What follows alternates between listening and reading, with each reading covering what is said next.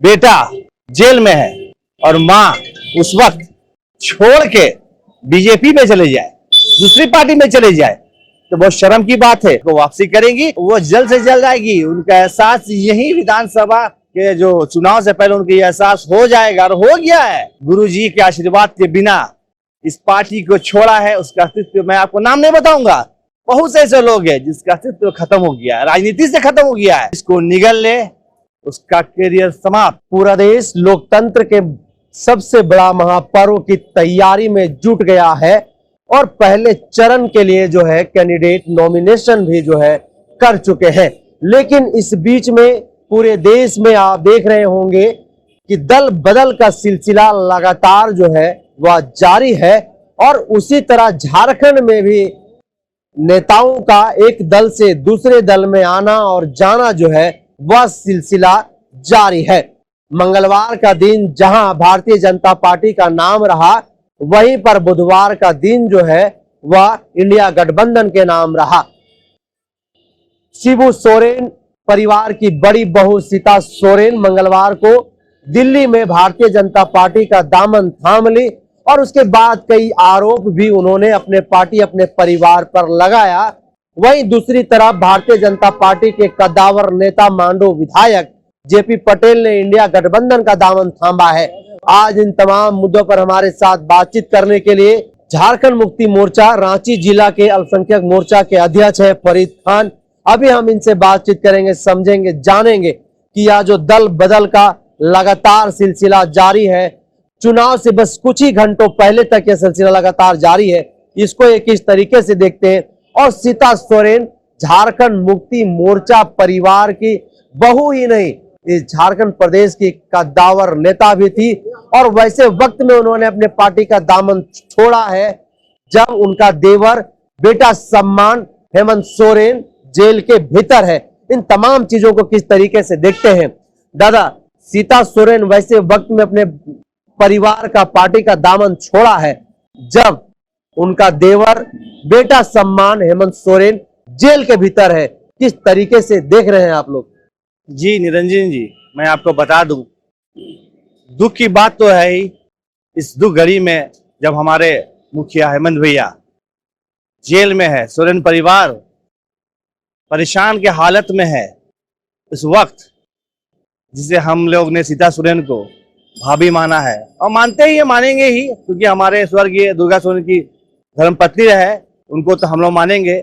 लेकिन शर्म की बात है, दुख की भी बात है, इस घड़ी में उन्होंने जिस तरह पार्टी का साथ छोड़ा, परिवार का साथ छोड़ा है, ये तो शर्म से डूबने वाली बात उनके लिए है। और मैं आपको एक बार बता दूं, उन्होंने जो फैसला लिया किसके कहने पे लिया ये तो मुझे नहीं पता। अरे भाभी मां समान होती है। जिस घर में बेटा जेल में है और मां उस वक्त छोड़ के बीजेपी में चले जाए, दूसरी पार्टी में चले जाए, तो बहुत शर्म की बात है। अगर मां ही ऐसा करेगी तो बच्चों और जनता पे क्या असर होगा ये तो। और मैं बता दूं और एक बार निरंजन जी आपको कि बीजेपी एक ऐसी समुद्र है, ऐसा मगरमच्छ है कि जिसको निगल ले उसका करियर समाप्त। और मैं सीता सोरेन भाभी जी को एक बात बता दूं कि आपने जो भी फैसला लिया है सराहनीय, एकदम गलत फैसला आपने ले ही लिया है। आपको मैं बता दूं कि सोरेन परिवार से जो भी गुरुजी के आशीर्वाद के बिना इस पार्टी को छोड़ा है, उसका अस्तित्व मैं आपको नाम नहीं बताऊंगा। बहुत से ऐसे लोग हैं जिसका अस्तित्व खत्म हो गया है, राजनीति से खत्म हो गया है। मैं आपको बता दूं कि अभी भी वक्त है। मैं भाभी से रिक्वेस्ट करूंगा कि आप घर वापसी कर लीजिए, वरना ऐसा ना हो कि आपका पॉलिटिकल या करियर जो है ना, ये हमेशा के लिए बीजेपी समाप्त कर दे। और यही होने जा रहा है। बीजेपी का ऐसी मगरमच्छ है जो उसके मुंह में गया, उसका करियर समाप्त हो गया। तो क्या लग रहा है कितने दिन के अंदर, कब तक सीता सोरेन घर वापसी करे? कब आ रहे झारखंड मुक्ति मोर्चा में वो? जी, वो जल्द से जल्द आएगी। उनका एहसास यही विधानसभा के जो चुनाव से पहले उनका एहसास हो जाएगा और हो गया है कि उनका ये जो बीजेपी है ये सिर्फ मोदी सरकार, मोदी जी और अमित शाह में टिकी हुई है। इसके अलावा इनके पास कोई कुछ नहीं है। इनको ये एहसास होगा और जल्द ही होगा। और मैं आपको बता दूं, मुझे पूर्ण विश्वास है कि वो 1 महीने पहले ही, विधानसभा के 1 महीना पहले ही अपने घर को वापसी करेंगी और जिस तरह पहले थी वैसे ही रहेगी। और मैं बता दूं कि अगर ये ऐसा नहीं करती है, यहाँ तो कम से कम वो विधायक थी, इसके बाद उनका जमानत हर जगह जब्त हो जाएगा, कहीं का वो नहीं रहेगी। कहीं का वो नहीं रहेगी। तो क्या सीता सोरेन ने दल बदल करके बहुत बड़ी गलती कर दी है अपने राजनीतिक करियर में? देखिए, कैरियर, राजनीति ऐसा चीज है, वो उनकी मर्जी है कि वो अपनी मर्जी से कहीं भी जा सकते हैं। लेकिन इस वक्त, जिस वक्त हमारे मुखिया हेमंत भैया, उन जिनको वो मां समान मांगते हैं, उस वक्त वो जेल में है और इस वक्त उनको जाना किसी तरह से ही सही नहीं माना जाता है। आपको सोचना चाहिए कि आज हम तो यही जानते थे कि हमारे स्वर्गीय दुर्गा सोरेन शेर थे, तो उनकी पत्नी भी शेरनी होगी, लेकिन यह तो उल्टा पड़ गया कि हमारे दुर्गा सोरेन तो शेर निकले, लेकिन हमारी सीता भाभी ने तो अपना रुख ही चेंज करके अपना अस्तित्व को खत्म कर दिया। अस्तित्व को खत्म कर दिया। लेकिन जो सवाल वो खड़ा कर रहे हैं वो साफ तौर पर एक्स में लिखी है कि अगर मैं मुंह खोली तो कई लोगों का राजनीतिक करियर पर संकट आ जाएगा और मुझसे लोग नफरत कर रहे हैं। इस प्रतिक्रिया पर आप लोगों की क्या प्रतिक्रिया होगी? जी, गलत बात है, नफरत की कोई बात ही नहीं उनसे। देखिए, और वो क्या मुंह खोलेगी है? अगर कुछ है उनको, तो वो अब तो दिख रहा है किसके इशारे पे वो कर रही है। वो वहां जाने के बाद जिस तरह का बयान दी है, ये निर्दय और शर्मनाक बात है। आप सोरेन परिवार की बहू है, बड़ी बहू है, आपको ऐसा कुछ नहीं मतलब, ठीक है आपकी राजनीति, आपकी मर्जी, आप कहीं भी जाए, लेकिन ऐसा कुछ मत कीजिए कि जब घर वापसी का वक्त आए तो आपको अपने शर्म से आप पानी पानी हो जाए। पानी पानी हो जाए। तो ऐसे में क्या लग रहा है कि उनके जाने से झामुमो परिवार में कोई फर्क पड़ने वाला है? जी नहीं, कुछ नहीं। झामुमो एक ऐसा गठबंधन, ऐसी सरकार है, किसी के जाने से ना किसी को फर्क पड़ेगा ना किसी के आने से।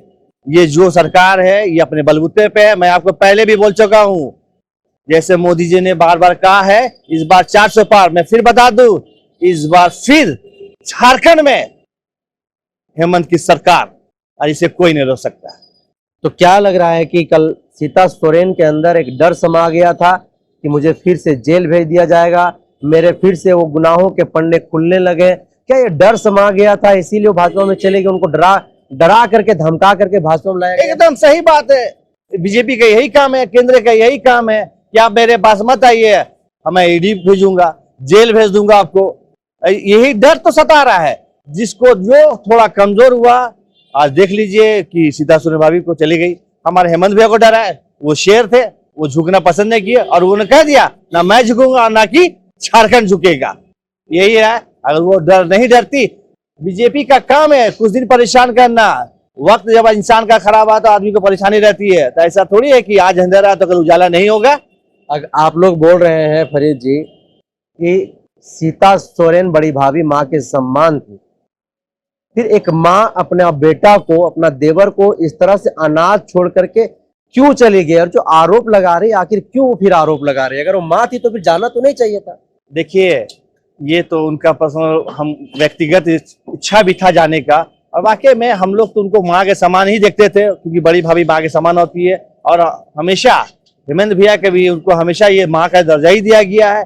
ये तो बीजेपी की बड़ी साजिश है।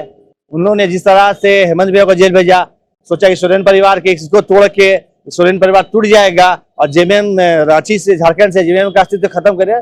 ये उनकी भूल थी और ये भूल हमेशा रहेगी। मैं सीता भाभी को एक चीज और कहना चाहता हूँ कि ठीक है, आपको अगर अपने किसी चीज के लिए परेशानी थी, आपके अंदर कोई बात था, आपके पास अभी हमारे गुरुजी शिबू सोरेन, आपके गार्जियन वो है, आप उनसे बात करना था। आप उनसे बात, आपकी अपनी दिल की जो भी इच्छा थी उनके पास रहना था। अगर उसके बावजूद आपकी बात को सुना नहीं जाता, तब आप ये निर्णय लेती तो समझ में आता। लेकिन आपने ऐसा कुछ नहीं किया। आपने कुछ लोगों के षड्यंत्र में फंस के अपने परिवार से, झारखंड से अपने अस्तित्व को खत्म करने की जो आपने शुरुआत की है, ये आगे देखिए। दूर का ढोल सुहाना होता है, वो सब जानते हैं। दूर का ढोल देख के वो जो गई है, तो आगे अंधेरा ही अंधेरा उनके। हेमंत सोरेन के बाद अब दिल्ली के मुख्यमंत्री अरविंद केजरीवाल को भी गिरफ्तार कर लिया गया है। इस पर क्या प्रतिक्रिया होगी? देखिए, बीजेपी और केंद्र की तो यही साजिश है। मैं एक चीज मोदी जी को पूछना चाहता हूँ, अमित शाह जी से, ये राजनीति है। अरे राजनीति इस तरह का किया जाता है कि आप मुख्यमंत्री को आप जेल भेज रहे हैं। एक झारखंड के मुख्यमंत्री को आपने भेज दिया, अब केजरीवाल जी को उनको वहां के दिल्ली के मुख्यमंत्री को भेज दिया। फिर क्या चाहते हैं? इस तरह से जेल भेज के आप राजनीति करिएगा और 400 की पार करिएगा, तो ये तो बहुत दुख की बात है। जितना आप ऐसा कीजिएगा मोदी जी और अमित शाह, आप जान लीजिए ये आने वाला दिन में 400 पार तो नहीं, इस बार आप लोग पार। आप लोग पर जेपी पटेल का इंडिया गठबंधन में वापसी हुआ है, क्या लग रहा है, किस तरीके से आप लोग देख रहे हैं? देखिए, अच्छी बात है, खुशी की बात है। इंडिया गठबंधन में उनका वापसी हुआ है, बहुत अच्छी बात है, आए हैं। और हम लोग चाहते थे, हम लोग लगे कि आए, हमारे बीच में रहे, पहले से भी हमारे बीच में थे ही वो, लेकिन कुछ कारण से वो आप षड्यंत्र के शिकार हुए। अब आए हैं तो हमारे लिए शक्ति की बात है। हमारे गठबंधन में जो आज हुआ है, आने वाला दिन में ऐसे नेता वापस आएंगे और इसको मजबूत करेंगे। राजधानी रांची जो लोकसभा है, उस लोकसभा में इस बार यहाँ के मतदाता किनको चुनेंगे? किस तरीके के प्रतिनिधित्व, किस तरीके के जनप्रतिनिधि को इस बार जो है यहाँ के लोग चुनने का काम करेंगे? देखिए, लोकसभा चुनाव में आपने देखा होगा, आपको पता है, हमारा सुबोधकांत साहू जी आज के नहीं, बहुत पुराने हैं, उनको कांग्रेस ने गठबंधन ने टिकट दिया है। तो मैं तो यही चाहूंगा कि सुबोधकांत का इस बार लास्ट ही है, बेचारे वो बोल ही चुके हैं और पूर्व मोहब्बत के साथ वो आए। और मैं चाहता हूं, मैं उनसे आग्रह भी करूंगा कि पद तो आपको मिले, आप पब्लिक के लिए काम कीजिए, पब्लिक चाहती है आपको। अगर आप पब्लिक के लिए काम कीजिएगा तो आपको जीतने से कोई नहीं रोक सकता है।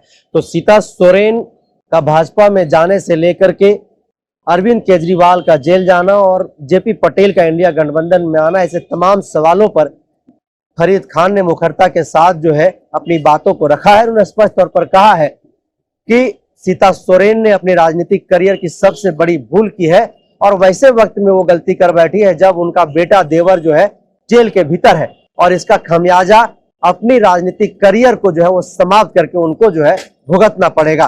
तो लगातार ऐसे अन्य खबरों से हम आपको अवगत कराते रहेंगे। तब तक के लिए आप बने रहिए द जनसभा के साथ। जोहार।